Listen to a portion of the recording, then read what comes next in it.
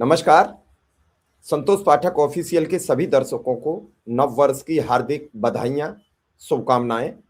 आप निरंतर प्रगति करें, आपका स्वास्थ्य अच्छा रहे और आपके जीवन में निरंतर खुशहाली बनी रहे। आज नव वर्ष है तो सबके लिए मंगल कामनाएं और इसी के साथ में संतोष पाठक जी का स्वागत और अभिनंदन करता हूं। बहुत बहुत धन्यवाद शिव जी और हमारे तमाम दर्शकों को नव वर्ष 2026 की हार्दिक शुभकामनाएं। ईश्वर से प्रार्थना है, भगवान से प्रार्थना है कि आपका जीवन मंगलमय हो, आपकी तमाम मनोकामनाएं पूर्ण हो, आपके जीवन में खुशियां आए। लेकिन इसके साथ ही शिव जी मैं एक और प्रार्थना अपने देश के लोगों के लिए करना चाहूंगा कि अपनी राजनीतिक समझ को थोड़ा विकसित कीजिए। जब ईवीएम का बटन दबाने जाइए तो धर्म मत देखिए, धर्म के बारे में मत सोचिए, जाति के बारे में मत सोचिए। उस समय सिर्फ और सिर्फ ये सोचिए कि कौन ऐसा उम्मीदवार है जो आपके क्षेत्र के विकास के लिए काम कर सकता है, भले ही वो निर्दलीय हो। और लोकतंत्र में पूरा विश्वास जताते हुए, लोकतंत्र में पूरी आस्था रखते हुए मैं आपसे ये भी कहूंगा कि अगर आपको ये लगता है कि इनमें से कोई भी लायक नहीं है तो फिर नोटा का बटन जरूर दबा दीजिए, ताकि देश के हुक्मरानों को ये पता लगे कि देश की जनता उनसे खुश नहीं। और जब मैं नेता का जिक्र कर रहा हूं तो किसी एक राजनीतिक दल के नेता के बारे में बात नहीं कर रहा हूं, उन तमाम नेताओं के बारे में बात कर रहा हूं जो समस्याओं के हल ढूंढने के लिए हमें एक नई समस्या की तरफ ढकेलते हुए नजर आते हैं। दिल्ली में पॉल्यूशन है तो कहा जाता है कि एक नई गाड़ी आ गई है, उससे पॉल्यूशन थोड़ा कम होगा। अरे भैया, दिल्ली में पॉल्यूशन का परमानेंट जुगाड़ तो करो। इंदौर जैसे साफ शहर में क्या हो रहा है? नेता बौखला रहे हैं, पत्रकार एक सवाल पूछ ले तो नेता गुस्सा हो जा रहे हैं, नाराज हो जा रहे हैं। इन तमाम चीजों के बारे में आप सजग रहिए, सतर्क रहिए। और एक बार फिर से हम बड़ी खबर लेकर सामने आए। साहेब के दोस्त है तो क्या कुछ भी करेंगे? साहेब के दोस्त है तो क्या इस देश के तमाम संसाधनों पर अपना मालिकाना हक समझेंगे? साहेब के दोस्त है तो क्या इस देश की सिविल एविएशन पॉलिसी को सर के बल खड़ा करने की कोशिश करेंगे? साहेब है तो इस देश के तमाम उद्योगपतियों से ज्यादा बढ़त लेते हुए हासिल होंगे।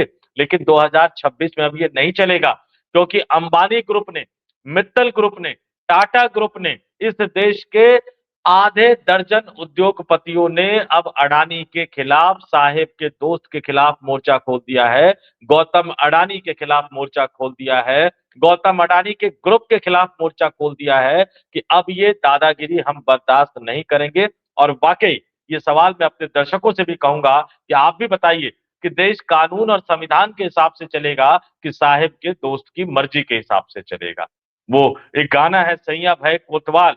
लेकिन लोकतंत्र में अगर सैया कोतवाल भी होगा ना, तो भी नियम कायदे कानून के साथ ही काम करना होगा।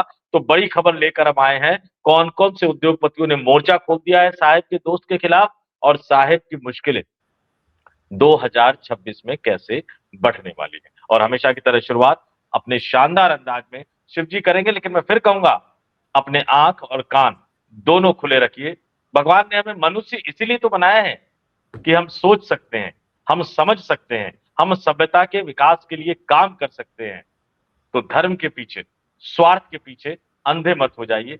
सच देखिए और सच का साथ दीजिए। जी शिव जी।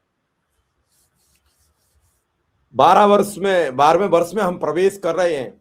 11 वर्ष हो चुके हैं प्रधानमंत्री नरेंद्र मोदी को इस देश में शासन, सत्ता और सरकार चलाते हुए। इन 11 वर्षों में क्या मिला? देश का सबसे स्वच्छ शहर जो गिना जाता था, जिसका नाम था इंदौर, वहां 10 लोगों की मौत हो गई। 1100 अस्पताल में हैं जो इलाज करा रहे हैं। मैं उपलब्धियां बता रहा हूं। एक भी ऐसी योजना नहीं है जो सरकार ले जाकर जनता में बताए, वो चाहे नोटबंदी हो, चाहे घरबंदी हो, या फिर उज्ज्वला गैस योजना हो, या फिर मनरेगा हो, या फिर बेरोजगारी का दंश हो, या महंगाई की पीड़ा हो, या गिरते रुपया की आबरू और इज्जत हो। और इस सब के बाद महंगे डीजल पेट्रोल, किसी से निजात नहीं मिली। 11 वर्ष देर रात 12 बजे विधिवत विदा हो गए। हमें मिली भूख, हमें मिली बेरोजगारी, और नव वर्ष में पहले ही दिन तोहफा मिला कि 111 रुपया सिलेंडर बढ़ा दिए। आपको नव वर्ष की बहुत बहुत बधाई। 111 रुपया बढ़ने पर आपके बच्चे प्रसन्न रहे, आपका गैस का चूल्हा प्रसन्न रहे, महंगी गैस जलाकर आपके बच्चों को महंगा भोजन मिले और आप इसी तरह निरंतर प्रगति की गति पर बढ़ते हुए ये सिलेंडर 10,000 का खरीदें, इस लायक भगवान आपको बना दे। यही मेरी शुभकामनाएं। इसके अलावा मैं क्या कह सकता हूं। अब अडानी अपना रोना रो रहे हैं, कह रहे हैं कि अगर हमारे साथ काम करना होगा तो पैसे एक्स्ट्रा देने होंगे, क्यों साहिब का तो एक ही काम, इधर दो इधर लो, इधर दो इधर लो।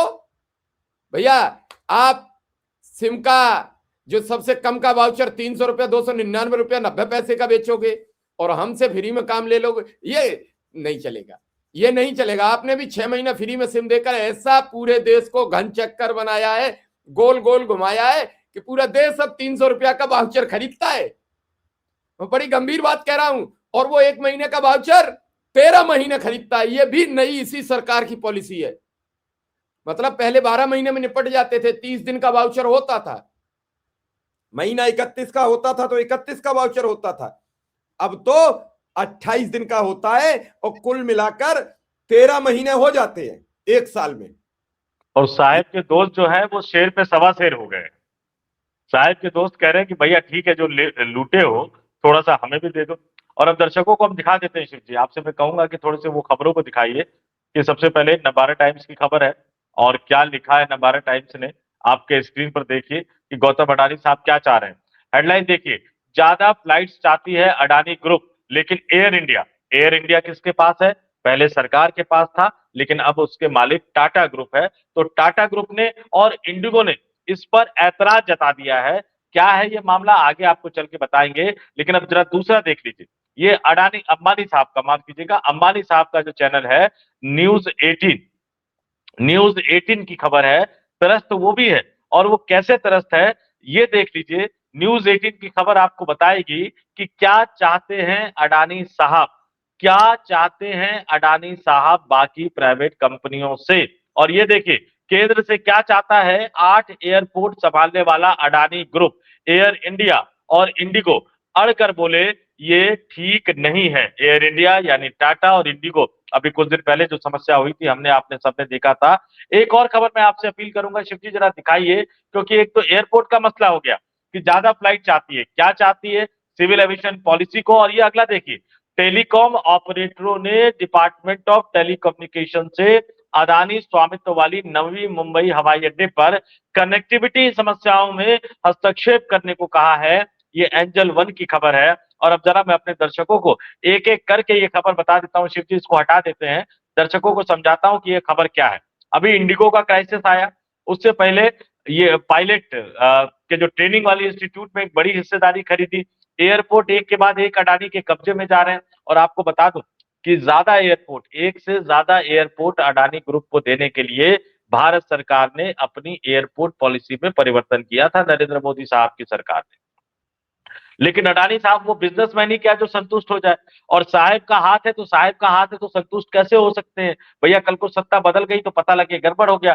तो अब जो है वो अडानी साहब क्या चाहते हैं, वो चाहते हैं कि जो मुंबई एयरपोर्ट है, वो जो अपने 8 हवाई अड्डे जो हैं, वो कह रहे हैं कि जो भैया 8 एयरपोर्ट हमें दिए हो, उस पर हम अरबों डॉलर खर्च कर रहे हैं, उसको बेहतरीन बना रहे हैं। तो या तो सिविल एविएशन पॉलिसी को बदलो, ज्यादा फ्लाइट्स उतारो, या फिर हमें नागरिकों को लूटने का मौका दे दो, यानी नागरिकों पर ज्यादा प्रेशर डालने का मौका दे दो।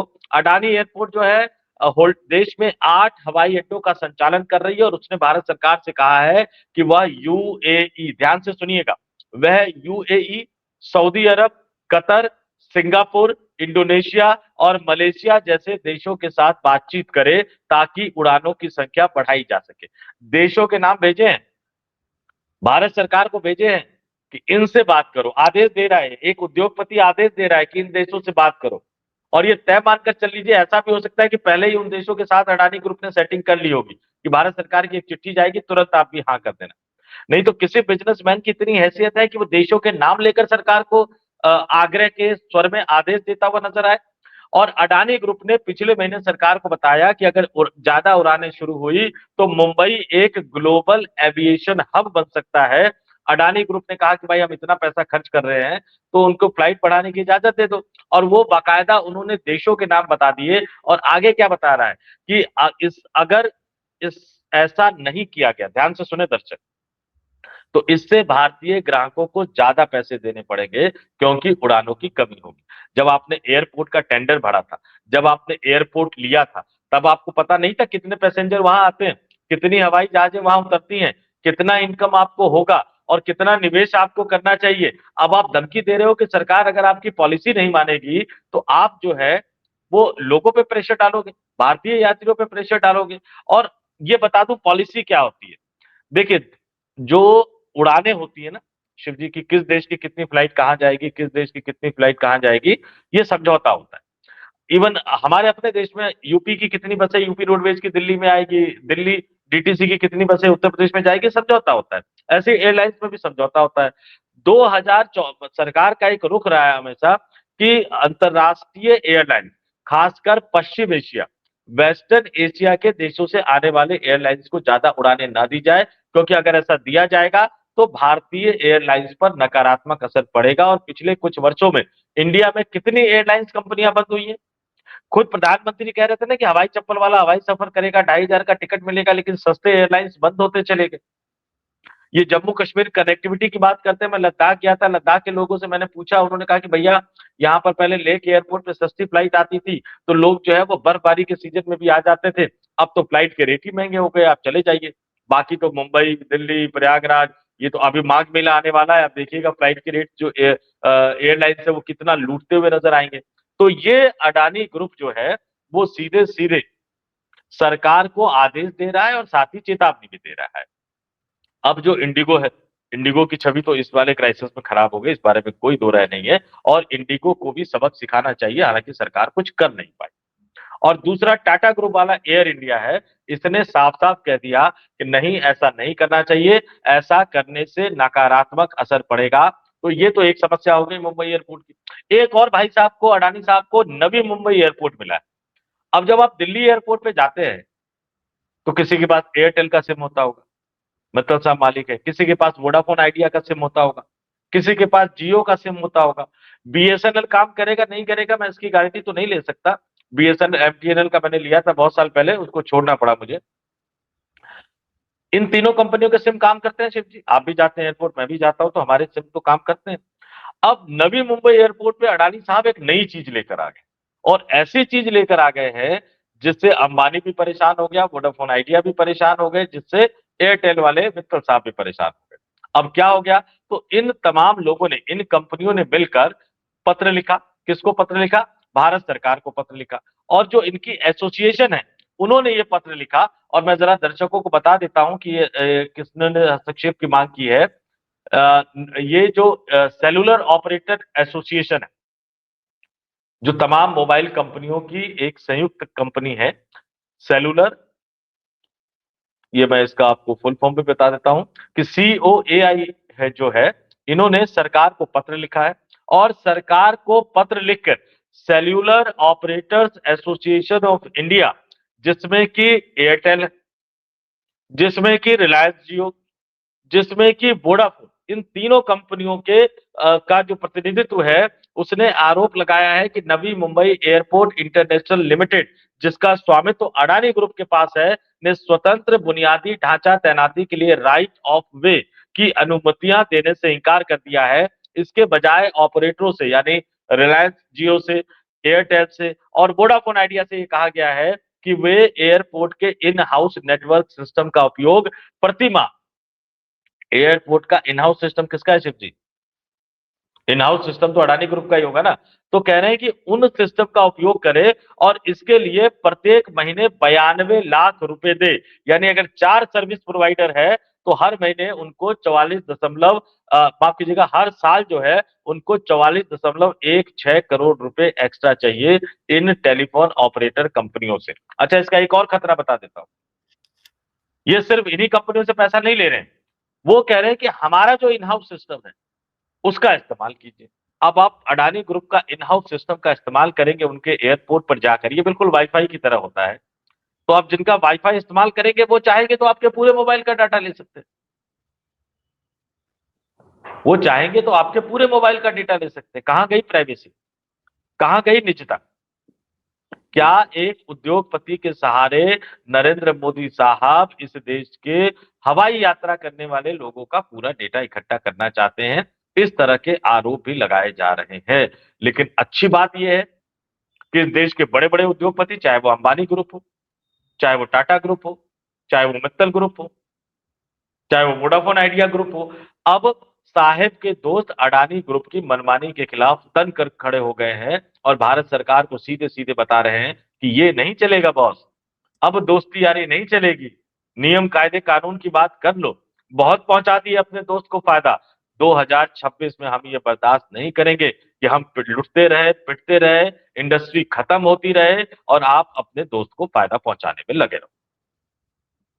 लेकिन संतोष जी, इस फायदा पहुंचाने और ये नुकसान रोकने में जो बार बार ये सवाल आप कर रहे हैं और बार बार सबकी समझ में आ रहा है कि आखिर अडानी क्यों इतने पीछे पड़े हैं इस पूरे मसले के पीछे।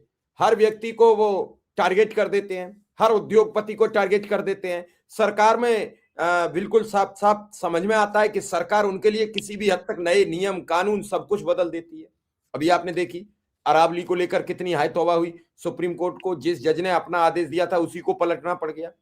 जनता में नाराजगी दिख रही है। अभी आपको आपने देखा सेंगर के मामले को लेकर जनता नाराज थी, मजबूरन अदालत को दोनों आर्डर बदलने पड़े। आखिर अब देश में हो क्या रहा है? कोई किसी से डरता नहीं, अपनी मनमानी पर सब उतारू है। आखिर क्यों? जज साहब ने कितना बढ़िया उसमें एक लाइन कही कि जो हमारे विद्वान जज थे उन्होंने बड़ा अच्छा आर्डर लिखा होगा, लेकिन गलती किसी से भी हो सकती है। दोनों चीजें कहती। तो मैं ये गोलमाल नहीं समझ पा रहा हूं कि आप नसीहत भी दे रहे हो और कह रहे हो बेटा बहुत बढ़िया, आप तो बहुत अच्छा करते हो। तो आखिर ये अडानी को या फिर उन जज साहब को या फिर किसी और को ये सरकार की तरफ से छूट क्यों? देखिए, शुक्र है कि जज साहब ने गलती तो मानी। ये जो महामानव है जो कहते हैं कि अवतरित हुआ हूं, वो तो गलती मानने को भी तैयार नहीं। क्या कहा था नोटबंदी के समय कि मुझे इतना समय दे दो और अगर सब ठीक ना हो तो मैं चौराहे पर आ जाऊंगा, जो सजा देनी हो दे देना। नोटबंदी के समय उन्होंने कहा था काला धन खत्म हो जाएगा, खत्म हुआ, बढ़ा है बल्कि। और ये खुद भारत सरकार की रिपोर्ट कहती है। नोटबंदी के समय उन्होंने कहा था कि जाली नोट अब आने बंद हो जाएंगे, बंद हुए। सरकारी एजेंसियां खुद जाली नोट पकड़ रही। नोटबंदी के समय उन्होंने कहा था कि इससे आतंकवाद की कमर टूट जाएगी, कमर टूटी। अगर कमर टूटी तो जम्मू कश्मीर के पहलगाम में निर्दोष पर्यटकों की हत्या कैसे हुई। उन्होंने कहा था देश की सारी समस्याएं खत्म हो जाएगी, समस्या खत्म हुई नहीं, खत्म।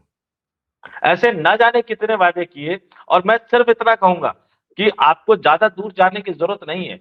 बहुत हुई महंगाई की मार, अब की बार मोदी सरकार, महिला पर अत्याचार, अब की बार मोदी सरकार, 40 रुपए डीजल पेट्रोल। 2016-17 आते आते वो नारा भूल गए थे वो लोग।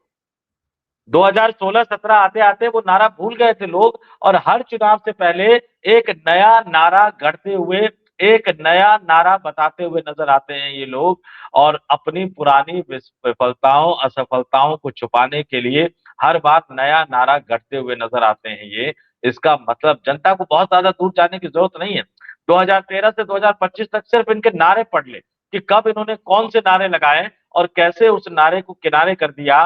2012 से 2014 के बीच में Gujarat model, Gujarat model, Gujarat model. आज कोई गुजरात मॉडल की चर्चा भी नहीं करना चाहता है, चर्चा भी नहीं करना चाहता है। और फिर वही लोकतंत्र जो है वो एक प्रेशर कुकर की तरह काम करता है शिव जी। प्रेशर कुकर में जब खाना बनता है, अगर उसमें हवा ज्यादा बढ़ जाए तो उसको उठा दिया जाता है, सीटी उठा दी जाती है, हवा निकल जाता है। अगर आप लोकतंत्र में मत भिन्नता, अभिव्यक्ति की स्वतंत्रता को कुचल दोगे तो बिल्कुल वैसा ही होगा जैसा कि कैलाश विजयवर्गीय के साथ हुआ। एक रिपोर्टर ने छोटा सा सवाल पूछ लिया। शिवजी जो 2017-18 तक पत्रकार पूछा करते थे, 17-18 तक की बात कर रहा हूं मैं खुद पूछा करता था। मैं खुद पूछा करता था। नई दिल्ली रेलवे स्टेशन पे भगदड़ हुई, वहां के डीआरएम थे, 1 किलोमीटर तक सवाल पूछते पूछते मैं उनके पीछे गया था। आरपीएफ वाले रोकने की कोशिश कर रहे थे, किसी के रोके नहीं रुका। मैं और मेरा कैमरामैन 1 किलोमीटर तक हम दौड़ाए थे हम डीआरएम को, जब नई दिल्ली रेलवे स्टेशन पे भगदड़ हुआ। लेकिन आदत छूट गई। तो एक छोटा सा सवाल पूछ लेते तो कैलाश विजयवर्गीय भड़क जाते, एक छोटा सा सवाल पूछ लेते हैं तो पश्चिम बंगाल में अमित शाह भड़क जाते हैं। वो कहते हैं कि तुम हमारी पार्टी की चिंता छोड़ो, बंगाल की चिंता करो। अरे भैया, गृह मंत्री आप है, आपको बंगाल की भी चिंता करनी है, पार्टी की चिंता भी करनी है, देश की चिंता भी करनी है। और प्रेस कॉन्फ्रेंस में आपने नेता देकर पत्रकारों को बुलाया था, और पत्रकार जो है वो प्रधानमंत्री तो वैसे भी देश के हैं, उनके बारे में सवाल पूछ रहा था। नहीं तो पत्रकार आपके बारे में भी सवाल पूछ सकता है। बीजेपी किसी की मिल्कियत नहीं है कि भारतीय जनता पार्टी के बारे में कोई सवाल नहीं पूछेगा। आप क्यों पूछते थे जब मुलायम सिंह यादव, अखिलेश यादव, शिवपाल सिंह यादव की लड़ाई थी तो समाजवादी पार्टी के सवाल? आप क्यों पूछते हैं जब रोहिणी आचार्य और तेजस्वी यादव के बीच में भयंकर रस्साकसी चलती तो सवाल उठाते? आप पत्रकार को कहोगे कि नहीं बीजेपी की चिंता मत करो, बीजेपी कहां से आई है, होलो लोलो की पार्टी है क्या, या किसी अंतरिक्ष की पार्टी है? इसी देश के संविधान के तहत बाकायदा रजिस्ट्रेशन करवाकर उसके बाद मान्यता हासिल करने वाली भारतीय जनता पार्टी है। और उससे सवाल पूछने का हक सिर्फ पत्रकार को नहीं, इस देश की एक एक जनता को है। लेकिन दुर्भाग्यपूर्ण स्थिति, मैंने कहा था बैक फायर करेगा, और वही कर रहा है। मोदी जी ने मीडिया की वो हालत कर दी कि सवाल पूछ नहीं सकते, और बीच में एक आध लोग कोई सवाल पूछ लेते तो इनके प्रवक्ताओं के जवाब देने की आदत छूट गई है। ऐसा नहीं कि इससे पहले टफ सवाल नहीं पूछे जाते थे, इससे पहले भी टफ सवाल पूछे जाते थे नेताओं से। नरेंद्र मोदी से भी कई बार पूछे गए, अमित शाह से भी कई बार पूछे गए। कभी झल्लाते थे, लेकिन आमतौर पर ये जवाब दिया करते थे, क्योंकि तब तक इनको लगता था कि देश में लोकतंत्र है। आज स्मृति ईरानी अमेठी जाके, रायबरेली जाके पत्रकारों को हड़का सकती है। क्यों? क्योंकि उनके मोबाइल में सीधे संपादक और मालिक का नंबर है। अमित शाह पत्रकारों को जाकर डांट सकते हैं, डपट सकते हैं। क्यों? क्योंकि उनके लाइन पे सीधे संपादक और मालिक है। जी सर, जी सर, जी सर, हाँ मैं कर देता हूं सर, मैं कर देता हूं। ऐसा कहने वाले संपादक और मालिक, लानत है उन लोगों पर। जितने जिम्मेदार ये लोग हैं, उतने ही जिम्मेदार संपादक और मालिक है, जो इनके कहने पर खबरें चलाते हैं, और राजनीतिक एक्सपर्ट भी इन्हीं के कहने पे बिठाते हैं, और कोई चैनल इससे अछूता नहीं है। बीजेपी ये तय करती है कि एक तो बीजेपी का प्रवक्ता जाए, बीजेपी ये तय करती है कि एक संघ विचारक के नाम पे उनका बात बोलने वाला जाए, और बीजेपी ये तय करती है कि राजनीतिक पत्रकार और वरिष्ठ पत्रकार के तौर पर भी उनकी बात कहने वाला ही व्यक्ति जाए। और कई बार तो बीजेपी तय करती है कि उस प्रोग्राम की एंकरिंग कौन करे। चार लोग हो गए, चार लोग हो गए। तो ये लानत जो है वो नरेंद्र मोदी, अमित शाह से ज्यादा उन पत्रकारों, संपादकों और मालिकों पर है। लेकिन साहिब के मित्र का 2026 का पहला दिन है, और आज ही से उनकी मुश्किलें जो है शुरू हो गई। देखते रहते हैं आने वाले दिनों में ये राजनीति कैसे बदलती हुई, पलटती हुई नजर आती है। जी। चलिए संतोष जी, आपका बहुत बहुत आभार। आपने बड़े महत्वपूर्ण मुद्दों पर दर्शकों को जानकारी दी है। उनकी जिम्मेदारी है इस वीडियो को आगे तक बढ़ाएं, आगे पहुंचाएं। और इसी के साथ आपसे इजाजत लूंगा। धन्यवाद, नमस्कार। बहुत बहुत धन्यवाद, आभार, नमस्कार।